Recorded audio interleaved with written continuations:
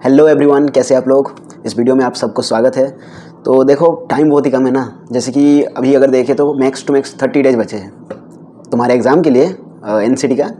तो NCT exam में क्योंकि अभी 30 डेज बचे हैं और अभी प्रिपरेशन तुम्हारा किसी का 20% पर है, किसी का अभी तो बस शुरुआत ही कर रहे हैं ना, किसी का ऑलमोस्ट कंप्लीट होने को बैठा है। तो ये सब चीज़ें छोड़ो, अभी फ़िलहाल के लिए हम कुछ इंपॉर्टेंट चीज़ें बात करते हैं। देखो, क्या जो ज़्यादा पढ़ रहा है वो ज़्यादा स्कोर करेगा, पहला क्वेश्चन। क्या बहुत ज़्यादा कंपटीशन होगा इस बार, दूसरा क्वेश्चन। नहीं, पहले इसको ही निपटा देते हैं ना, ये पहले ये सब क्वेश्चन का डिस्कशन हो जाए, क्योंकि तुम्हारे दिमाग में तो पढ़ाई के अलावा यही सब चलता रहता है। इस बार ज़्यादा कंपटीशन होगा और इस बार कटअप ज़्यादा जाएगा, बच्चे ज़्यादा फॉर्म भर रहे हैं ना, और जैसे कि जो ज़्यादा पढ़ रहा है उसका सिलेक्शन होने का चांसेस ज़्यादा रहेगा। तो मैंने कुछ क्वेश्चंस लिखे हैं, उसको मैं बताऊँगा, है ना। तुम्हारे ही क्वेश्चन से भाई, क्योंकि पहले मैं अपना बता देता हूँ। मैं अगर तुम्हारी जगह पर, जैसे मैं पिछले साल था, तो मैंने क्या किया, है ना। अब तुम हो, तुम कैसे उसको हैंडल करोगे ये मैं बताऊँगा। देखो, चीज़ें बहुत ही आसान है, सॉर्टेड है। इसको बेकार में कॉम्प्लिकेट करते हो तुम लोग। पहली बात, 400 प्लस या फिर 500 प्लस जो तुम बात करते हो, कितना लाना ज़रूरी है। पहली बात, देखो कंपटीशन ज़्यादा नहीं है भाई, ये समझो। अगले बार से ज़्यादा होगा, लेकिन इतना भी ज़्यादा नहीं है। कंपटीशन दूसरे कॉलेजेस के लिए हो सकता है। तुम पहले देखो ना, तुमको कौन सा कॉलेज चाहिए। आईआईटी चाहिए, एनआईटी चाहिए, आरआई चाहिए, डीयू चाहिए, तुम्हारा स्टेट का कॉलेज चाहिए, या फिर कोई भी अच्छा कॉलेज और हो सकता है वो चाहिए। पहले वो चेक करो। अगर ऐसा कुछ नहीं है तुम्हारे दिमाग में, तो फिर देखो तुम्हारा पर्टिकुलरली तुमको कौन सा मेजर चाहिए। या तो तुम ह्यूमैनिटी बैकग्राउंड से हो, या फिर तुम साइंस बैकग्राउंड से हो, जैसे मैथ हो गया, फिजिक्स हो गया, केमिस्ट्री हो गया, बॉटनी, जूलॉजी, है ना, यही सब बैकग्राउंड होगा ना। या फिर तुम बीकॉम से हो, और यही सब होंगे मैक्स टू मैक्स। जैसे मुझे अगर जैसे इकोनॉमिक्स मेजर चाहिए, या फिर जियोग्राफी मेजर चाहिए, है ना, या फिर मुझे जूलॉजी मेजर चाहिए, तो मेरा कंपटीशन किसके साथ है ये तो चेक करो पहले। तुम बेकार में इसलिए स्ट्रेस ले रहे हो क्योंकि बाकी बच्चे फॉर्म भर रहे हैं ना, बहुत सारे बच्चे फॉर्म भर रहे हैं, उससे फ़र्क नहीं पड़ता। तुम जिस मेजर को चाहते हो या फिर तुम जिस स्ट्रीम से हो, उस मेजर में कितने बच्चे फॉर्म भर रहे हैं वो मैटर करेगा। लेकिन वो मैटर करने दो यार, उतने ही बच्चों को बस अभी उनके साथ ही कम्पीट करना है ना। अब हम खुद पे आते हैं कि हम क्या कर सकते हैं हमारे खुद के ऊपर। देखो, बात यह है कि कंपटीशन उतना भी ज़्यादा नहीं होगा, लिमिटेड ही होगा। स्लोली कंपटीशन ग्रो कर रहा है, इतना नहीं कि बहुत फास्ट ग्रो कर रहा है। मानता हूँ डबल एप्लीकेंट आ चुके हैं इस बार, लेकिन कटअप कहीं ना कहीं देखे, उस बार भी देखो बोल रहे कि आरआई का कटअप बहुत ज़्यादा जाएगा, ठीक है, बहुत लोग बोल रहे थे। अब तुम ही चेक करो ना भाई यार, कि 4th राउंड तो जा रहा है आरआई भोपाल का मेरिट लिस्ट। तो बच्चे कहीं ना कहीं, वही तो बात है ना, कि कहाँ कटअप ज़्यादा नहीं जाएगा। फिक्र मत करो भाई, बिंदास रहो, नॉर्मल टॉक है ये कोई मतलब कोई यूट्यूबर आके बात करे ऐसा नहीं। मैं तुम्हारा भाई हूँ, मैं तुमको बता रहा हूँ चीज़ें सॉर्टेड वे में, उसे बस सुनो और तुम लोग उसे फॉलो करो। अब देखो, बात ये है कि भाई छोटी सी बात है, मैंने तो भाई इंट्रो ही नहीं दिया। देखो, मैं इंट्रो दे देता हूँ पहले। तुम्हारे पास अभी लगभग 30 डेज बचे हैं और तुम्हारा एग्ज़ाम कब है? 17 अप्रैल को। कुछ लोग बोल रहे हैं एग्ज़ाम डिले होगा। अरे भाई, एग्ज़ाम डिले नहीं होगा यार। हमारे टाइम पे भी फॉर्म अप्लाई करने के लिए डेट एक्सटेंड हुए थे, लेकिन इसका मतलब ये नहीं कि एग्ज़ाम डिले हुआ था। एग्ज़ाम टाइम पे ही हुआ था, और इस बार भी एग्ज़ाम टाइम पे ही होगा। ये मैं अपने तरफ से, अपने एक्सपीरियंस से बता रहा हूँ, ठीक। तो चलो, अभी नेक्स्ट चीज़ है कि सिलेबस। भाई यार, सिलेबस जो वेबसाइट में डला हुआ है उसे ले लो, या फिर मैं अपने टेलीग्राम चैनल पर डाल दूँगा, वहाँ से कर लेना। टेलीग्राम चैनल का लिंक इस वीडियो के डिस्क्रिप्शन बॉक्स में मिल जाएगा, या फिर पिन कमेंट में मिल जाएगा, मैं कमेंट सेक्शन में दे दूँगा, ठीक है। तो वहाँ से तुम सिलेबस को डाउनलोड करो। पहली बात, सिलेबस को डाउनलोड करके पहले देखो, उसको थोड़ा बहुत PYQ से एनालिसिस करो। PYQ वगैरह अगर नहीं है तो फिर PYQ का लिंक में, वही सेम चीज़ भाई यार, टेलीग्राम ग्रुप पे ही डालूंगा, तुम टेलीग्राम ग्रुप ज्वाइन कर लो, वहाँ से तुमको बहुत ज़्यादा मदद मिल जाएगा, ठीक है। तो पहले सिलेबस चेक करो, फिर उसके बाद PYQ चेक करो। ये होते स्टेप्स। मैं बताता हूँ मैंने जो किया था। दिमाग से सोचो भाई, क्योंकि अभी तुम्हारे पास टाइम कम है, तो तुम कैसे इन सब चीज़ों को बहुत सॉर्टेड वे में करोगे, ये सोचना चाहिए तुमको। जैसे सिलेबस को देख लिया, फिर उसके बाद PYQ को देख लिया। अब PYQ को देखते ही तुमको अंदाजा लग जाएगा, हाँ क्वेश्चन का पैटर्न ये है भाई, इतना ज़्यादा पढ़ने की ज़रूरत नहीं है, लिमिटेड चीज़ सॉर्टेड वे में पढ़ो, हो जाएगा। अब आ गया क्वेश्चन प्रैक्टिस करना है ना। सिलेबस PYQ वगैरह देख लिया तुमने, अब क्वेश्चन प्रैक्टिस कहाँ से करना है बता देता हूँ।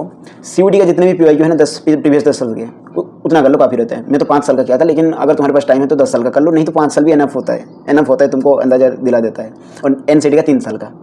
फिर से बताता हूँ, क्वेश्चन प्रैक्टिस कैसे करोगे। PYQ करोगे, तुम्हारे पास टाइम कम है, बाहर के सोर्सेस मत देखो, तुम बिंदास NCT का जो PYQ है और जो CUET के प्रीवियस 5 साल या फिर 10 साल जो तुम्हारे अकॉर्डिंग सही रहे। अगर तुम्हारा प्रिपरेशन पहले से ही बहुत तगड़ा चल रहा है तो फिर 10 साल का कर लो, अगर नहीं चल रहा है तो फिर बस 5 साल का कर लो, ठीक है। अब तुम जहाँ भी स्टे करते हो वहाँ से आराम से जा सकते हो, इतना बिलीव मैं तुमको देता हूँ, क्योंकि मैंने खुद भी किया था। मैक्स टू मैक्स 45 डेज़ बचे थे मेरे पास।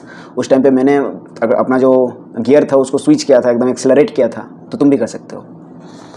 अब बातें आती है कि भाई यार एनालिसिस कैसे करना है, तो मैं हूँ ना, मैं किस लिए हूँ, मैं एनालिसिस करवा दूंगा। जो भी तुमको दिक्कत है बस बताओ, मैं तुमको एनालिसिस करवा दूंगा पूरा। जो भी तुम बस कमेंट सेक्शन में लिख देना कि इसका एनालिसिस वीडियो चाहिए, इसके PYQ से बता दो कि इंपॉर्टेंट टॉपिक्स क्या है ना।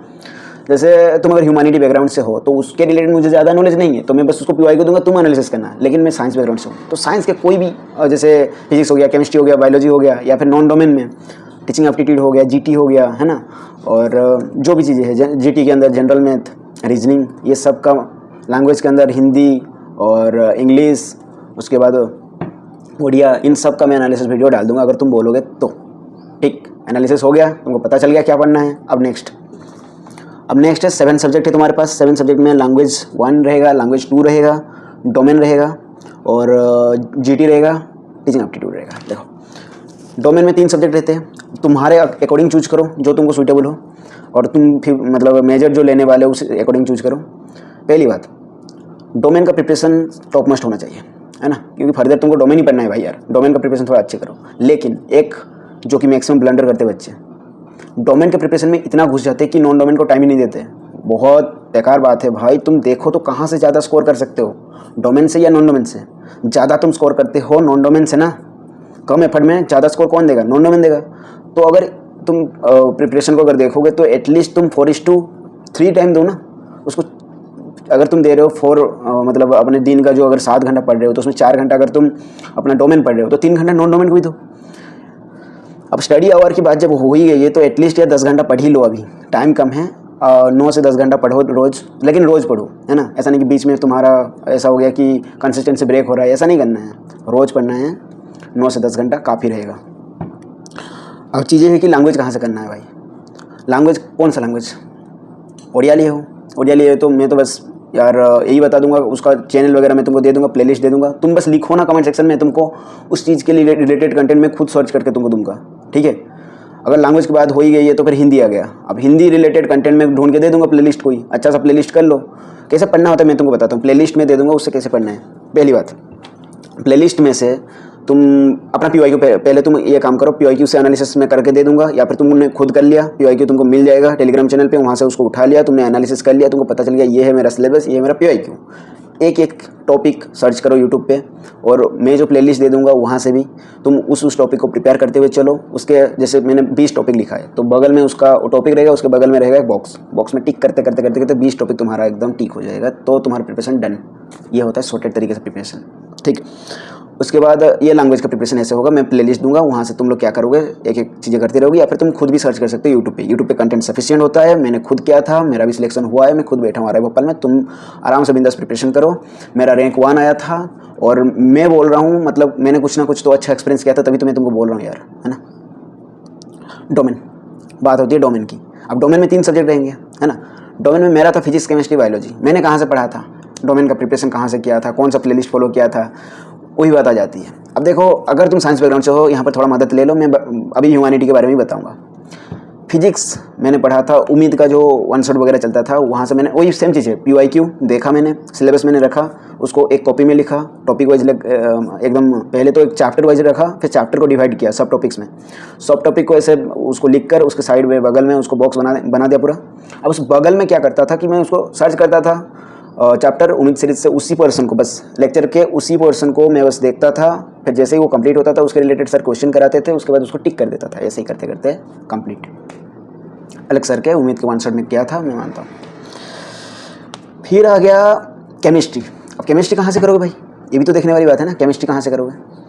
केमिस्ट्री अगर तुमको जैसे इनऑर्गेनिक आ गए, D&F ब्लॉक वाली पार्ट है, या फिर कोऑर्डिनेशन कहाँ से किया था? पंकज सर के पुराने वीडियोस थे उनके चैनल पे, वहाँ से मैंने किया था। नेक्स्ट ऑर्गेनिक पंकज सर के 1 सेट है, 4 घंटे 5 घंटे वाले, उसमें क्वेश्चन करवाए गए हैं, कॉन्सेप्ट है, वहाँ से कर लो। नीट के लिए करवाए हैं, और मैंने नीट के लिए अच्छे से कर लिया था, तो NCT का पेपर में मुझे तो भाई हलवा लग रहा था, पूरा एकदम आसानी से सॉल्व हो रहा था। फिर आ गया बायोलॉजी। यार biology NCERT line by line, NCERT खुद पढ़ लो, ये बेटर होता है, लेकिन मैं मानता हूँ कि कोई पढ़ा दे तो और बेटर होता है। तो जैसे विपिन सर के NCERT लाइन बाई लाइन था, मैंने वो कर दिया था। और कुछ तरुण सर के लेक्चर्स मैंने देखे थे जो कि कॉन्सेप्चुअल चैप्टर्स थे थोड़े बहुत, जैसे जेनेटिक्स वगैरह थे, है ना, प्रिंसिपल ऑफ इनहेरिटेंस वाला पर्सन हो गया उसमें ही। ये सब मैंने लेक्चर से किए थे तरुण सर के। यूट्यूब पे ही जो डले हुए थे, है ना। लेक्चर मेरे पास बैचेस वगैरह मैंने उनका नहीं लिया था, यूट्यूब पे जो डले हुए थे वहाँ से किया था। अब बात ये आती है कि मैं ह्यूमैनिटी बैकग्राउंड से हूँ या फिर कोई थियोरेटिकल सब्जेक्ट पढ़ रहा हूँ, तो मैं उसका प्रिपरेशन कैसे करूँ, है ना। देखो, अगर तुम ह्यूमैनिटी बैकग्राउंड से हो, तो मैंने ह्यूमैनिटी बैकग्राउंड वाले बच्चे जो है उनसे बात किया था। वो लोग क्या बोले कि सबसे शॉर्टेड तरीका क्या पता है, एनसीईआरटी उठाओ, उसको सर्च करो यूट्यूब पे, जो चैनल पढ़ाते हैं उनसे पढ़ लो एनसीईआरटी के कंटेंट, फिर थोड़ा तुम एनसीईआरटी खुद भी रीड कर लो, इतना इनफ होगा, इतना इनफ है। उन्होंने खुद बोला है, वो सिलेक्टेड है तो बोल रहे हैं, तो हो ही जाएगा भाई। अभी पढ़ लो, अभी देखो टाइम, इसीलिए तो मैं बोलता हूँ टाइम कम है, अभी ज़्यादा माथा इधर उधर नहीं करने का, जितना बोल रहे हो उतना तुम कर लो, हो जाएगा तुम्हारा। एनसीईआरटी के कोई भी टॉपिक तुम उठा लो, उसको जाओ यूट्यूब पे सर्च करो, जो अच्छे से पढ़ाए होंगे, मतलब टॉप वाले वीडियोज़, टॉप 4 में से 5 में से चूज कर लेना, वहाँ से देख लेना इकोनॉमिक्स, या फिर तुम बोलोगे तो प्लेलिस्ट में उन लोगों से लेकर मैं तुमको दे दूँगा, ठीक है। तो बहुत सारे प्लेलिस्ट आने वाले डिस्क्रिप्शन बॉक्स में, फिक्र मत करो, वहाँ से अपना वाला तुम चूज करो और वहाँ से पढ़ाई करो। नेक्स्ट रीजनिंग कहाँ से पढ़े भाई यार। रीजनिंग मेरे लिए भी थोड़ा ऐसा था कि मैं कहाँ से पढ़ूँ यही सोचता रहता था। तो फिर मैंने देखा कुछ एनसीईआरटी के रिलेटेड जो क्रिएटर है वो डाल रहे लेक्चर्स, तो वहाँ से कर लेते हैं, वहाँ से भी मैंने किया था। फिर एसएससी सीजीएल का थोड़ा बहुत कंटेंट मैंने देख लिया था, मतलब वो हाई लेवल हो जाता है लेकिन कोई बात नहीं, मैंने देख लिया था। और जनरल मैथ के लिए भी सेम अप्रोच मेरा रहा था। तो वही बात है, प्लेलिस्ट डाल दूंगा, देख लेना, आसान होता है। अगर तुम बोलोगे कोई मेजर टॉपिक्स मुझे पढ़ाने के लिए, तो मैं भी पढ़ा दूंगा, क्योंकि मेरा व्हाइट बोर्ड आने ही वाला है। उसके बाद मैं टीचिंग स्टार्ट कर लूँगा तुम लोगों का। टीचिंग एप्टीट्यूड बोलो कौन सा पढ़ाना है, क्योंकि तुम्हारा जो सिलेबस है वो हमारे साथ मैच करता है। तुम्हारा जो सिलेबस है ना वो हमारे आईटीआई के साथ मैच करता है बहुत हद तक। 40 अगर हमारा 100% है, तुम्हारा 40% है सिलेबस।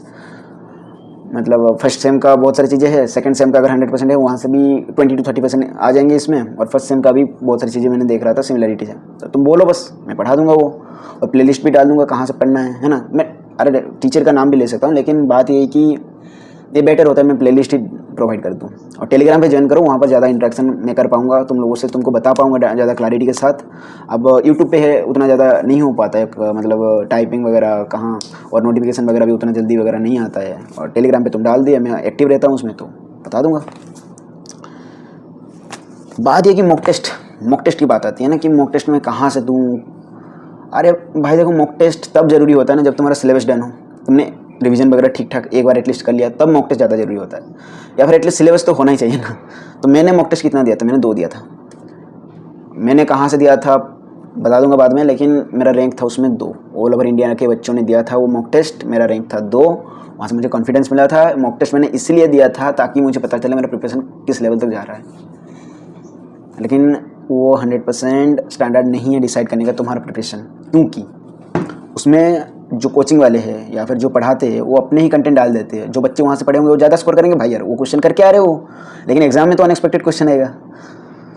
तो वही बात आती है कि मॉक टेस्ट ज़्यादा रिलायबल फैक्टर नहीं है, लेकिन तुम मॉक टेस्ट अगर देना चाहते हो तो फिर देखो, अगर कुछ मिल रहा है। मुझे तो नहीं मिला है अभी तक अच्छा वाला मॉक टेस्ट, कोई प्रोवाइड नहीं कर रहा है भाई यार। तुम पहले अपना ये सब चीज़ें करो, रिवीजन, क्वेश्चन प्रैक्टिस करते रहो, PYQ को देते रहो, है ना, PYQ करते रहो।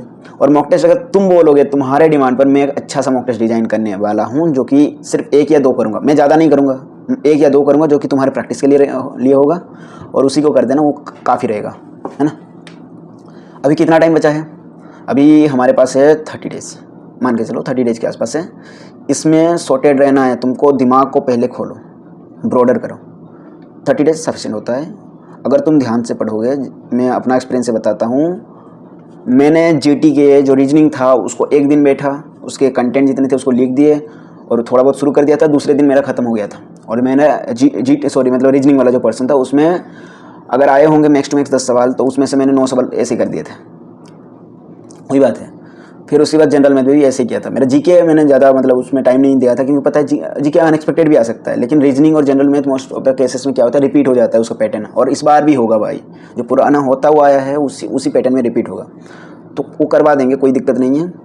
और अगर किसी को ऐसा है कि केमिस्ट्री का एक टिप बताता हूँ, अगर किसी को एनसीईआरटी लाइन बाई लाइन करना है केमिस्ट्री के लिए, तो एनसीईआरटी हेरोस्टिक सीरीज नीट के लिए एक है, वो मैं अपलोड कर दूंगा, वहाँ से कर लेना।